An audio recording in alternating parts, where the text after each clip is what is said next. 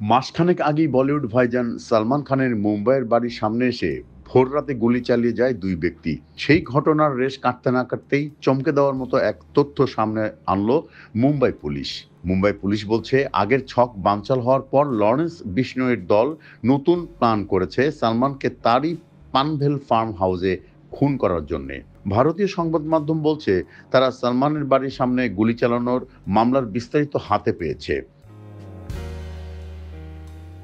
সেখান থেকেই তারা দেখতে পেয়েছেন একটি এফআইআর এর কপি, যেখানে দাবি করা হয়েছে লরেন্স বিশনোই যুক্তরাষ্ট্রে থাকা তার ভাই আনমোল বিশনোই এবং Goldie Brar AK-47, M16, AK-92 ইত্যাদি কিনেছিল একজন পাকিস্তানি অস্ত্র সাপ্লায়ার কাছ থেকে। সেগুলো দিয়েই সালমানকে হত্যার পরিকল্পনা ছিল তাদের। পুলিশ বলছে, এই অস্ত্র দিয়ে তারা সালমানের গাড়ি উড়িয়ে দিতে চেয়েছিল বা তার ফার্ম হাউস তছনছ করতে চেয়েছিল।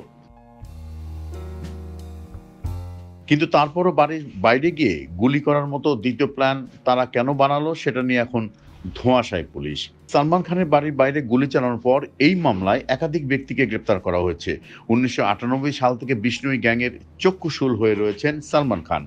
ওই বছরই একটি সিনেমার শুটিংয়ে গিয়ে তিনি রাজস্থানে একটি কৃষ্ণসার হরিণ মারেন। আর এই বিষ্ণুই গ্যাং কৃষ্ণসার হরিণকে দেবতা রূপে পূজা করেন। এতে তাদের ধর্মে আঘাত লেগেছে। সেটারই প্রতিবাদে বহুবার তারা সালমান খানকে হত্যা করতে চেয়েছে।